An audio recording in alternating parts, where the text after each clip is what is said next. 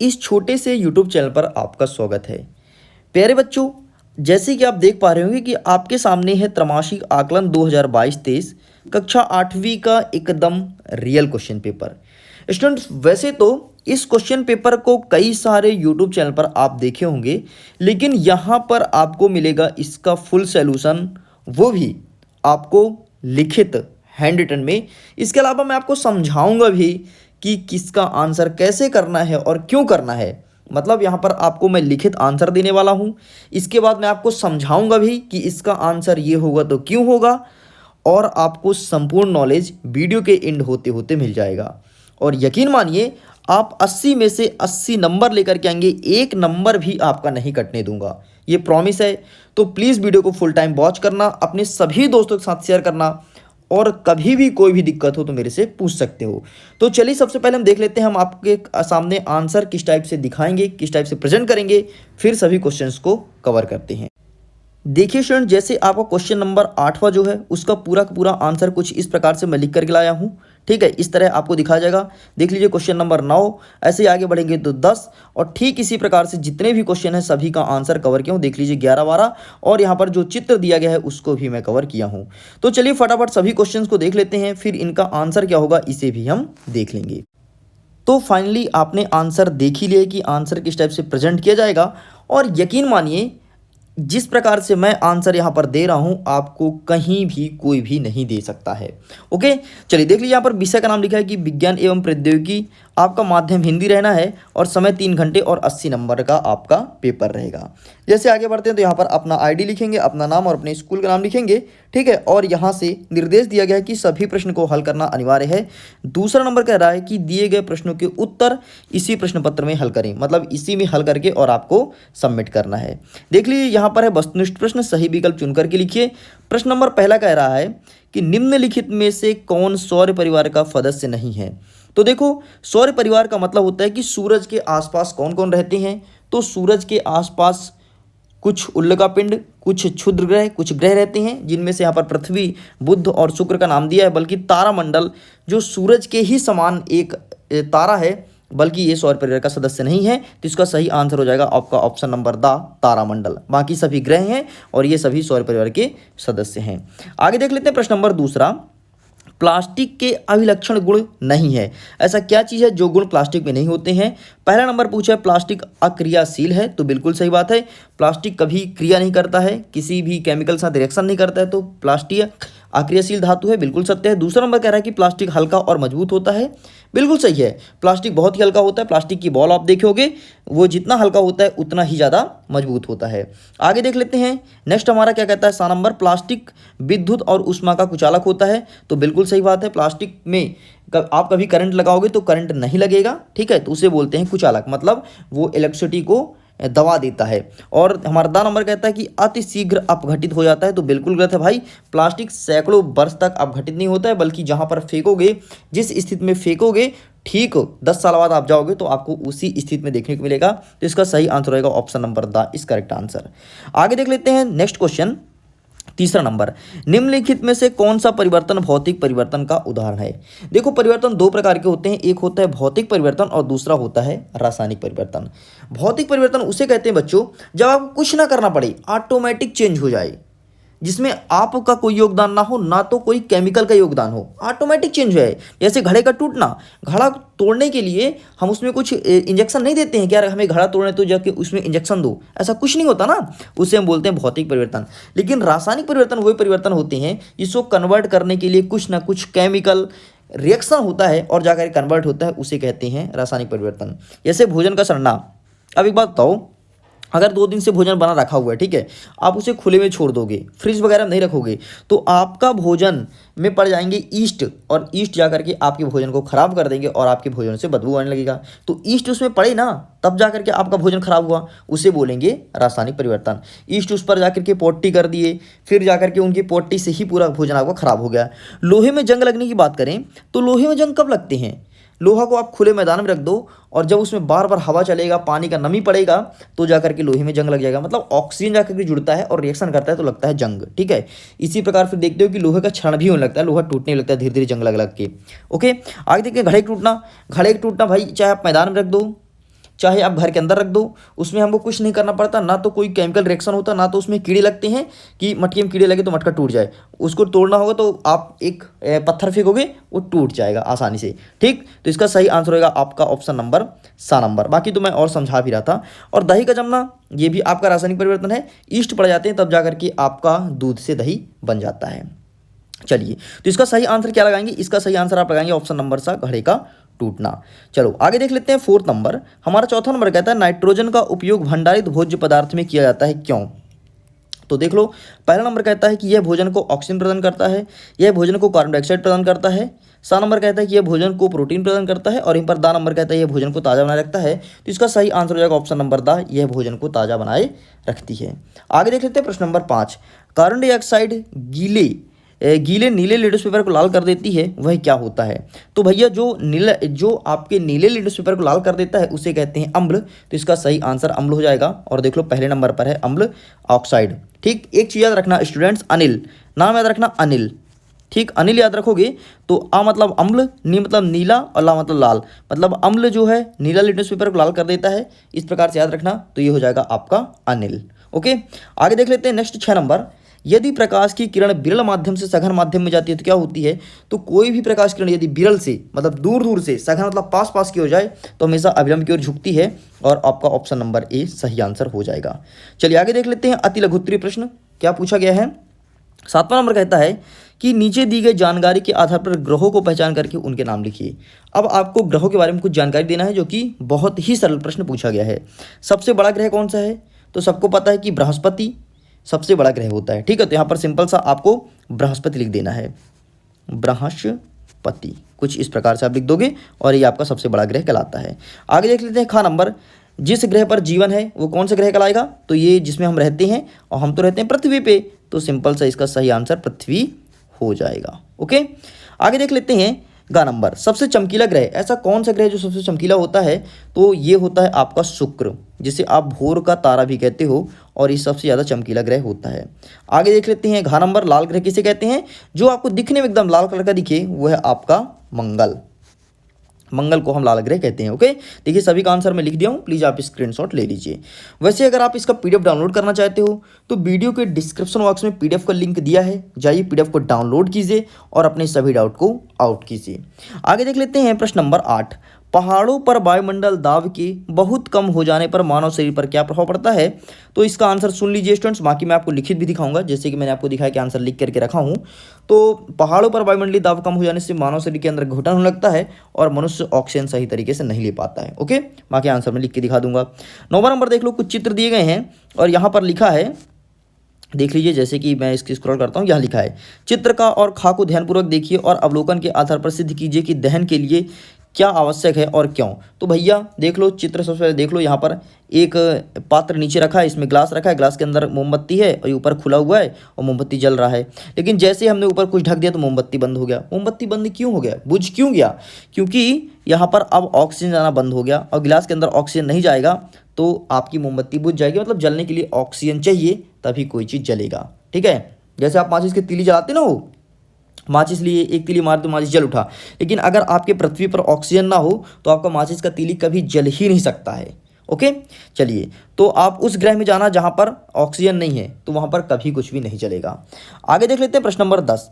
कारखाने के आसपास बसे शहर और दूरस्थ स्थित शहरों के वातावरण में क्या अंतर होता है? कोई 4 अंतर बताना है। ठीक है, तो इनका आंसर चलिए सबसे पहले हम देख लेते हैं फटाफट कि प्रश्न नंबर 10 तक का आंसर क्या होगा, फिर आगे भी डिस्कस करते हैं। आगे देख लीजिए स्टूडेंट्स, हमारा प्रश्न नंबर 8 है, पहाड़ों पर वायुमंडल दाब कम हो जाने से मानव शरीर में घुटन महसूस होने लगता है और सांस लेने में समस्या होती है। ये आंसर लिखना था। यदि प्रश्न नंबर 9 की मैं बात करूं तो आप लिखेंगे चित्रका में ग्लास के ऊपर पात्र नहीं रखा है, इसलिए उसमें रखा हुआ मोमबत्ती जल रहा है क्योंकि जलने के लिए ऑक्सीजन अत्यंत आवश्यक है। बस इतना ही आंसर आपको लिख करके कंप्लीट करना है। आगे देख लेते हैं प्रश्न नंबर 10वां नंबर में अंतर पूछा गया था कि कारखाने के पास वाले गांव में और कारखाने से दूर वाले गांव में क्या अंतर होगा। तो देख लो, जहाँ पे कारखाना होगा वहाँ पर ध्वनि प्रदूषण सबसे अधिक होगा और यहाँ पर ध्वनि प्रदूषण सबसे कम होगा। जहाँ पर कारखाना होगा वहाँ वायु प्रदूषण अधिक होगा और इधर वायु प्रदूषण सबसे कम होगा। चौथा नंबर की बात करें तो यहाँ पर जल प्रदूषण भी सबसे अधिक होगा और यहाँ पर जल प्रदूषण कम होगा। यदि मैं चौथे नंबर की बात करता हूँ तो गाँव का विकास सर्वाधिक होगा। जहाँ पर कारखाना होगा वहाँ का विकास सर्वाधिक होगा क्योंकि वहाँ के लोगों को रोजगार भी मिलेगा। ठीक है, सभी लोग कुछ ना कुछ काम करते ही रहेंगे क्योंकि वहाँ पर कारखाने हैं, सब कारखाने में लग जाएंगे काम में। लेकिन जहाँ कारखाना नहीं है वहाँ का विकास न्यूनतम होगा, वहाँ ना तो सड़क बनेगा अच्छे से, ना तो वहाँ के व्यक्ति को रोजगार मिलेगा। तो इस प्रकार से अंतर रहने वाला है। ओके, 11 नंबर का अंतर देखने से पहले चलिए आगे देख लेते हैं प्रश्न नंबर 11 क्या कह रहा है।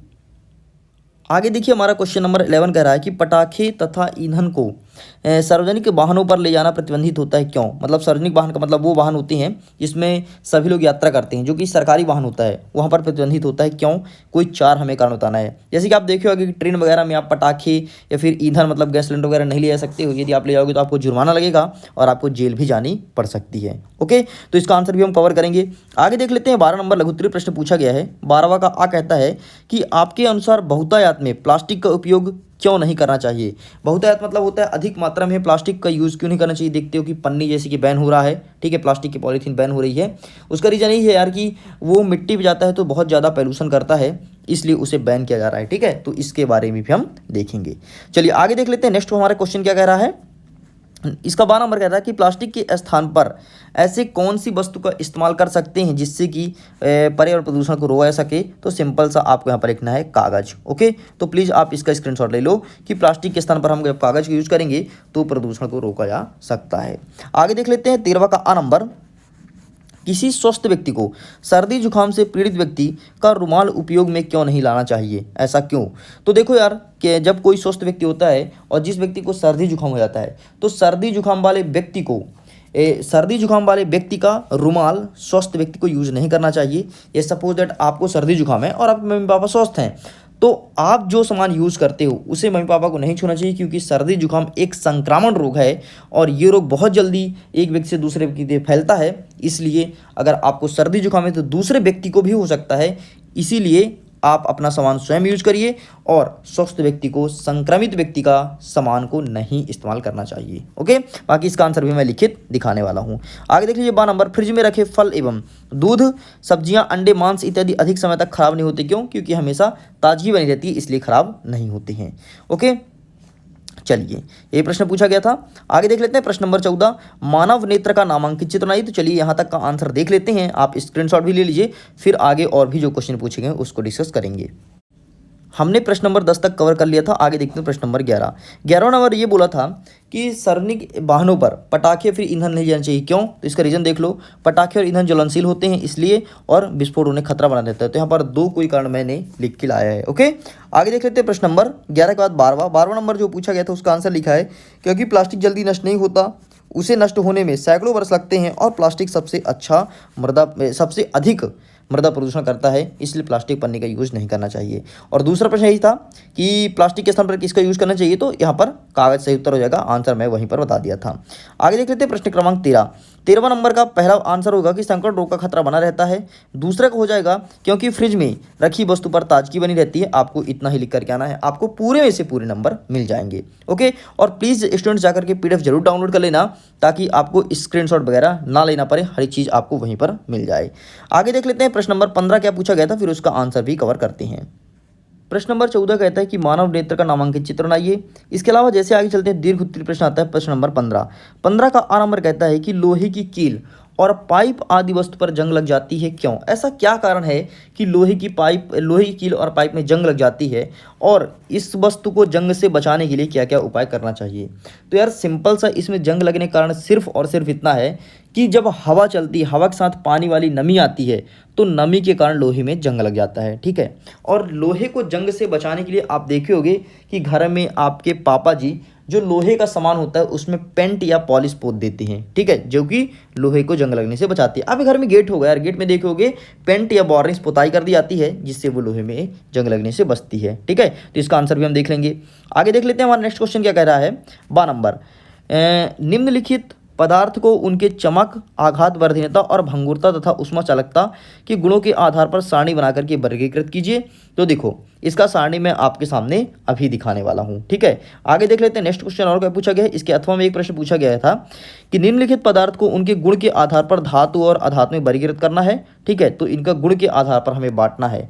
देख लो, जैसे लोहा क्या है, लोहा आपका धातु कहलाएगा, आपका सोना और चांदी आपका धातु कहलाएगा। ठीक है, देखो यहाँ पर मैं आपको यहीं पर तुरंत का तुरंत आंसर ही बताते जाता हूँ। आप एक काम करना, जिसको मैं धातु बोलूँ उसको मैं टिक करूँगा, जिसको अधातु बोलूँ उसको मैं क्रॉस करूँगा, तो समझ जाना। जिसमें मैं टिक कर दूँ वो धातु है और क्रॉस करूँ तो अधातु है। जैसे लोहा हमारा धातु है, सोना और चांदी हमारा धातु है, तांबा हमारा धातु है, लकड़ी का टुकड़ा हमारा अधातु है, एल्यूमिनियम हमारा धातु है, ग्रेफाइट हमारा अधातु है, कोयला अधातु है, मैग्नीशियम आपका धातु है। तो देख लो, जिसमें जिसमें सही का टिक है वो सब धातु है और इसमें गलत का टिक किया हूँ वो आपका अधातु है, और इनका उपयोग लिखना है वो भी अथवा में दिया गया है। तो इसका आंसर भी मैं आपके सामने प्रेजेंट करने वाला हूँ। 16 नंबर देख लीजिए कि पादप कोशिका का नामांकित चित्र बनाने को बोला गया है, और यहीं पर 12 नंबर का है कि दैनिक जीवन में उपयोग होने वाली निम्न सब्जियों में उपस्थित प्रकार को लिखिए, जैसे मूली, हरी मिर्ची, पका पपीता, टमाटर या और मटर। ओके स्टूडेंट्स, चलिए इन सभी का आंसर हम फटाफट देख लेते हैं।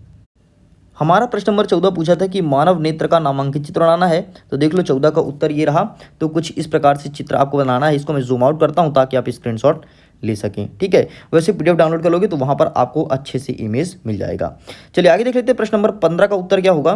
तो आप देख लीजिए प्रश्न नंबर 15 यहाँ पर यही बोला था कि लोहे में जंग क्यों लगता है। तो लोहे की कील और पाइप ऑक्सीजन से क्रिया करके जंग लग जाती है। इसे जंग से बचाने के लिए पेंट या वार्निश कर देना चाहिए। देख लो 12 नंबर, चमक एक बार लिखना है, एक बात आपको लिखना है आघात वर्धनीयता और भंगुरता और उष्मा चालकता। चमक का मतलब ये होता है कि जो चीज़ शाइन करे, चमके। आघात वर्धनीयता का मतलब ये होता है कि पीटने पर किसी चीज़ का आकार बढ़े, उसे कहते हैं आघात वर्धनीयता।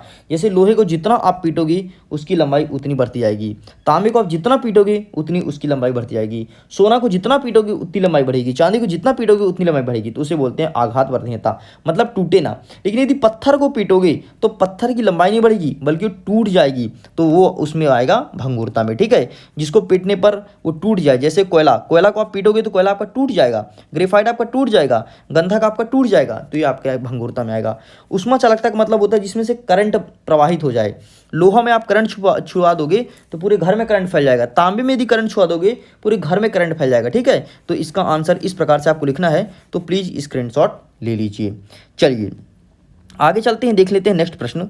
नेक्स्ट प्रश्न हमारा क्या था, प्रश्न नंबर 16 का उत्तर ये देखिए, पादप कोशिका का नामांकित चित्र बोला गया था, तो आपके सामने चित्र मेंशन है। ठीक है, इसे इंग्लिश में प्लांट सेल भी बोलते हैं।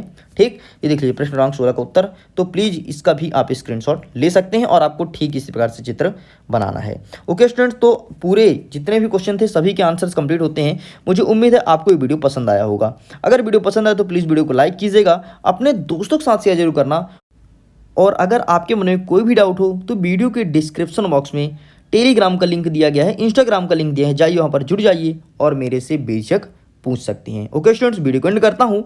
आपके एग्जाम के लिए ऑल द बेस्ट, और नेक्स्ट सब्जेक्ट का वीडियो आपके सामने जल्द ही प्रोवाइड करा दिया जाएगा।